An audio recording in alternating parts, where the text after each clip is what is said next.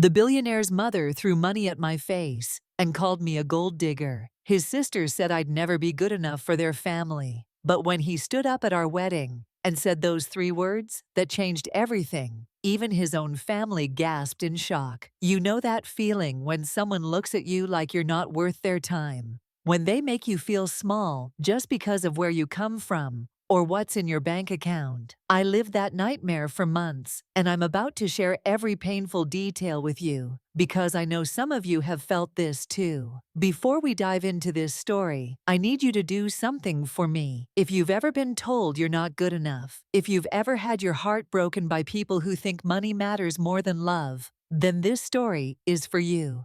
Hit that subscribe button right now, because what I'm about to tell you will change everything you thought you knew about love, family, and what really matters in life. My name is Lily, and 6 months ago, I was just another face in the crowd, a 24-year-old waitress pouring coffee and serving dreams I couldn't afford to chase. Every morning, I'd wake up in my tiny one-bedroom apartment, the kind where you can touch both walls if you stretch your arms wide enough. The paint was peeling, the heater barely worked, and some nights I'd fall asleep to the sound of my upstairs neighbor's TV because the walls were that thin. I worked 2 jobs back then, days at Miller's Cafe downtown, nights cleaning offices when the city went to sleep. My hands were always rough from scrubbing tables and washing dishes, my feet constantly aching from standing for 12 hours straight. But I had a reason to keep going. My mother, she'd been battling diabetes for years, and those medical bills kept piling up like autumn leaves.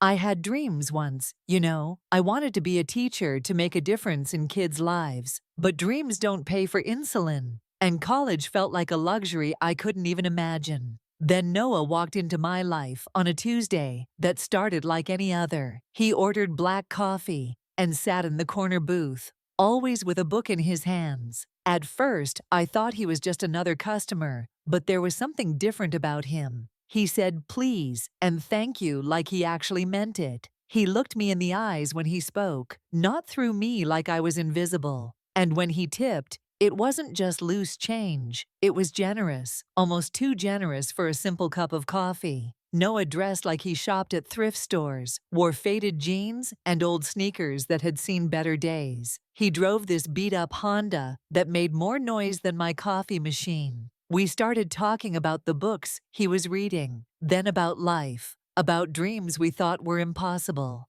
He listened when I spoke about wanting to teach, about my mother's condition, about feeling stuck in a life that felt too small for the person I wanted to become. What I didn't know was that this quiet, humble man who made me laugh over lukewarm coffee was about to turn my entire world upside down. And not in the way you might think. After 6 months of coffee dates and long walks in the park, Noah finally invited me to meet his family. I was nervous, you know, the way any girl gets when she's about to meet the parents of someone she's falling for. I spent my entire paycheck on a simple blue dress from a department store, practiced conversations in the mirror, and even bought a small bouquet of flowers as a gesture of respect. When Noah picked me up that evening, I expected us to drive to some suburban house with a white picket fence. Instead, we kept driving past the city limits, past the nice neighborhoods, until we reached an area I'd only seen in movies. Massive gates loomed ahead of us, with security guards who actually knew Noah by name. My heart started racing as we drove up a winding driveway that seemed to go on forever. And then I saw it, a mansion that looked like it belonged in a fairy tale, with marble columns and windows that sparkled like diamonds. My stomach dropped. This wasn't just wealth. This was the kind of money that changes everything. Noah parked the car and turned to me with apologetic eyes. But before he could explain, I already knew. The man I'd fallen in love with, the guy who drove a beat-up Honda and wore thrift store clothes, was living a lie. Inside, the house was even more intimidating. Crystal chandeliers hung from ceilings, so high they made me dizzy, and every surface seemed to gleam with expensive polish. But it wasn't the luxury that made my hands shake. It was the 3 people waiting for us in the dining room, looking at me like I was a stain on their pristine world. His mother, Victoria, was a woman who had clearly never worked a day in her life, with perfect makeup and jewelry that probably cost more than my yearly rent. His sister Isabella had that look, you know the one, like she could smell poverty from a mile away. And his father Richard sat at the head of the table, like a king judging a peasant who'd wandered into his court. The moment I walked in, I felt their eyes scanning me from head to toe, calculating my worth and finding me lacking. Victoria's smile was colder than winter, and when she spoke, her voice dripped with false sweetness that made my skin crawl. That dinner was a nightmare I wouldn't wish on my worst enemy. Victoria's questions felt like daggers wrapped in silk. So dear, what do your parents do for a living? Knowing full well my father had left when I was 10. Isabella kept making little comments about my dress, my hair, my interesting background, each word designed to make me feel smaller and smaller. And Richard? He interrogated me like I was applying for a job I was never going to get. But the worst part wasn't their cruelty. It was watching Noah. The man I'd fallen in love with seemed to shrink in that room, caught between defending me and keeping peace with his family. Every time I looked at him for support, he'd give me these apologetic looks that broke my heart a little more. I realized that no matter how much he cared about me, in that house, I would always be the outsider. The breaking point came 3 weeks later, at what Noah called a small family gathering. I should have known better, but I thought maybe, just maybe, they'd warm up to me. Instead, Victoria cornered me in the garden while Noah was inside getting drinks. She reached into her purse and pulled out an envelope thick with cash, more money than I'd ever seen in one place. "Take this and leave my son alone," she said, her voice sharp as broken glass. "You're a sweet girl, but you're not our kind of people. This money will help you and your mother more than chasing after something that will never work." When I refused, she actually threw the money at me. Bills scattered across the marble patio like fallen leaves, and I stood there frozen as Isabella appeared, nodding approvingly. "Finally, someone's being honest," she said. "You're just a poor girl chasing money, and we all know it." That night, I made the hardest decision of my life. I couldn't watch Noah choose between me and his family anymore. I couldn't be the reason he lost everything. And I couldn't spend my life fighting people who would never accept me. So I walked away. I packed my few belongings, left a letter explaining why, and disappeared from his life completely. The next few months were the darkest of my life. I'd lost the man I loved, but somehow, mysteriously, my mother's medical bills kept getting paid. For 3 months, I threw myself into work, trying to forget the man who'd turned my world upside down. But Noah wasn't giving up. Flowers appeared at my apartment door with notes that made me cry. He'd show up at the cafe during my shifts, not to pressure me, but just to see if I was okay. He even paid for my mother's entire treatment plan through an anonymous donation, though I knew it was him. Then came the day that changed everything. I was wiping down tables during the evening rush when Noah walked in, but this time he wasn't alone. He was carrying a small velvet box, and behind him stood a crowd of people I didn't recognize. Co-workers, friends, even some customers who'd stopped to watch. My heart started racing as he approached my table. "Lily," he said, his voice shaking with emotion. "I've spent 3 months realizing that nothing in my life means anything without you. Not the money, not the business, not even my family's approval. I love you exactly as you are. The girl who works 2 jobs to take care of her mother, who dreams of teaching kids, who makes me laugh over terrible coffee." He dropped to one knee, right there in the middle of the cafe, and I felt my world stop spinning.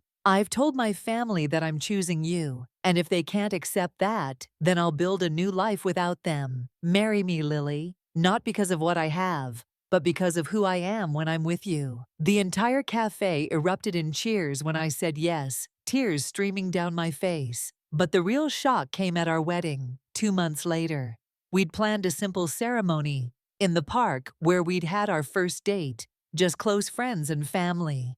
His parents came, reluctantly, sitting in the back row like they were attending a funeral instead of a celebration. But when Noah stood up to give his speech, something shifted in the air. He looked directly at his mother, then at Isabella, then at his father, and said the words that silenced everyone. Lily isn't just my wife. She's my first love, my last love, and my only love. And if anyone in this room can't accept that, including my own family, then they're not welcome in our life.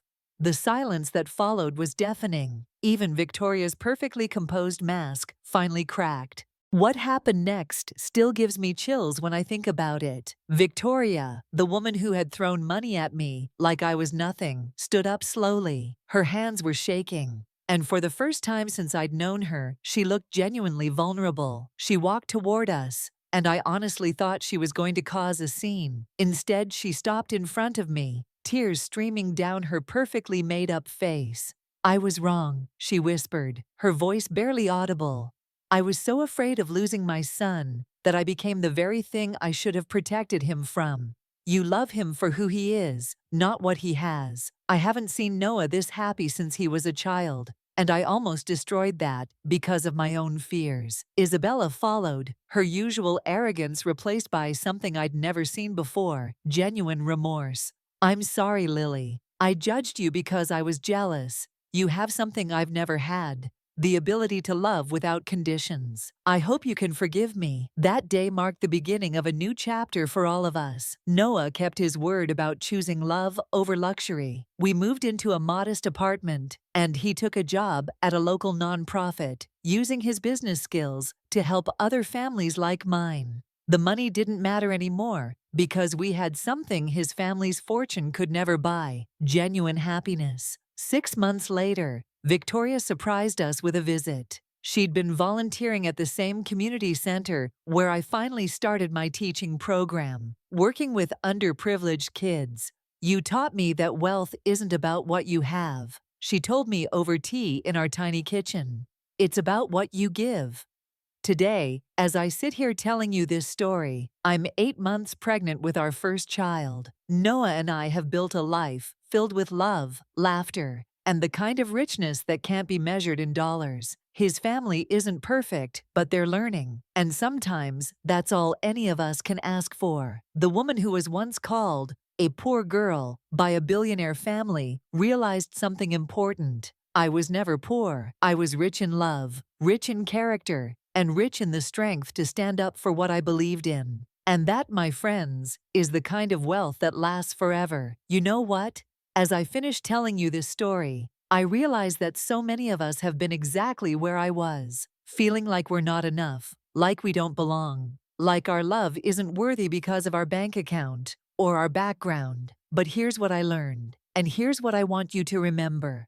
Your worth isn't determined by anyone else's opinion of you. If this story touched something deep in your heart, if you've ever felt judged or looked down upon because of where you come from, I need you to do something for me right now. Give this video a thumbs up, not just for me, but for every person who's ever been told they're not good enough. Share this story with someone who needs to hear that they deserve love exactly as they are. And listen, I know some of you are sitting there thinking about someone who made you feel small, someone who tried to convince you that you weren't worthy of their love or their family's acceptance. I want you to know that their inability to see your value says nothing about you and everything about them. You are worthy of love, respect, and happiness, regardless of your paycheck or your past.